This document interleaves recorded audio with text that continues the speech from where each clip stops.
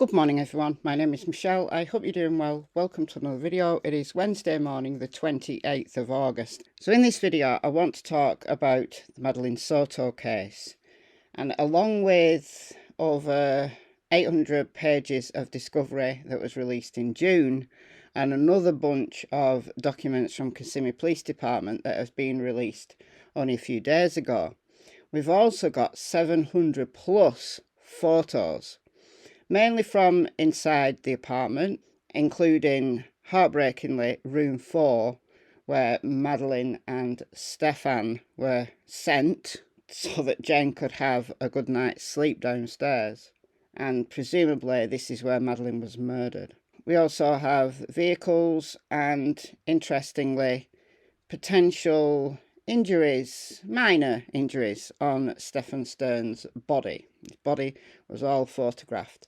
This is just one of his hands, and you can see potentially a bruise. He's going to say it was from changing a tyre. However, consistent with somebody grabbing your hands and clinging onto them to try to stop you from strangling you. We see the backpack that was recovered from the trash along with the laptop.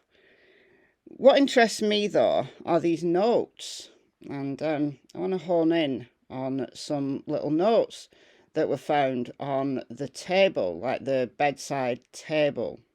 So you can see from this photograph that it's just caught part of this note here. It's like telephone numbers or something. But this is this. Now, we don't know who wrote these,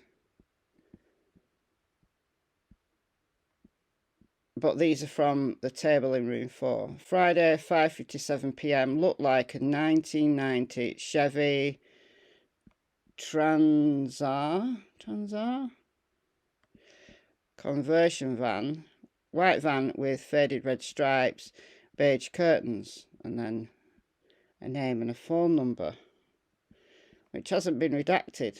But this is the one that I find absolutely heartbreaking. Now, again, we don't know who wrote these.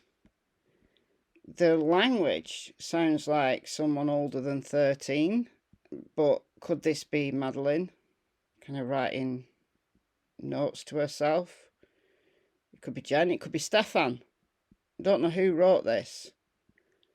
If this is Madeline though, this is absolutely heartbreaking. But are the words consistent with what a 13-year-old would write? I guess maybe, because she'd been like to see a school counsellor, maybe she knew these words.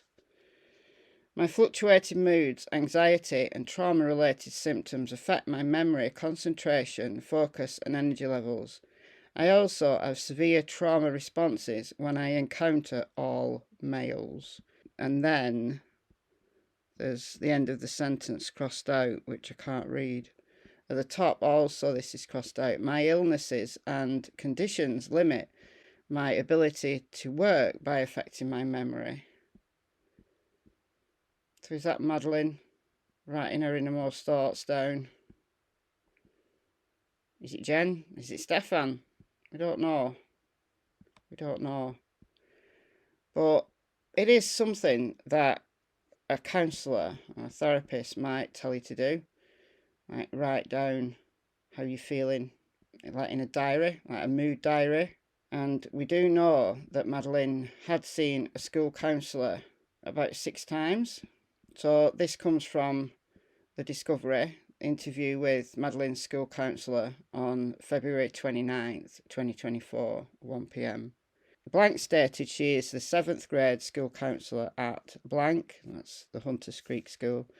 She met Maddie at the beginning of the school year when she was being transferred over to the ESE service department. She was told she had ADHD and had a hard time focusing. She also had anxiety and panic attacks, which is consistent with the note. Blank would conduct check-ins with Maddie at school and has met her approximately 6 times since the beginning of the school year. So once a month, maybe. Typically, Maddie will come to her with feelings of panic and being overwhelmed. So consistent with this. When she asks Maddie what's going on, she will tell her it's anxiety and she's overstimulated from being at school. Maddie has also said she was dealing with things at home, including fighting with her mum.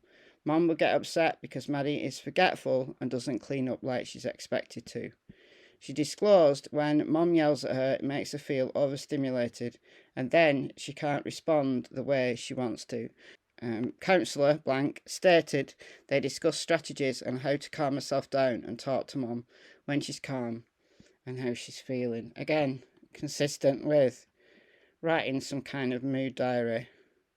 At each of their check-ins during December, January and February, Maddie reported that things were improving at home and things were better at school. Maddie reported that her mum's boyfriend was living in the home and she didn't like him because he was weird.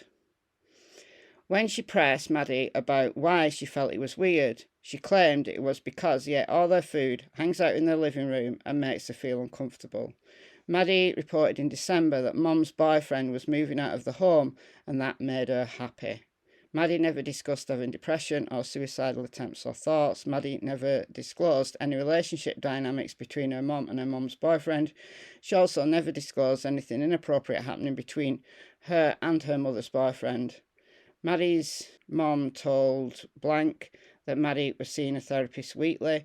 Maddie's grades appeared to be stable and seemed to be improving since December. Yeah, since Stephan moved out, when she started to report things were getting better at home and school. The last check-in was on February 6, 2024, and Maddie reported she was really happy and things were good with Mum at school. So, yeah, after Stephan moved out. Now, in my opinion, Maddie came closest to telling this school counsellor what was going on. Obviously, the counsellor said there was never any hint of inappropriate things going on in the home, but the fact that she said that Stephan moving out made her feel happy is actually inconsistent with some of the things that she told her friends, that she liked Stephan. So she was living, truly living a double life. So I could easily see this being Maddie's writing, and if so, that is really heartbreaking. Let me know your thoughts in the comments and I'll see you in the next video. Bye guys.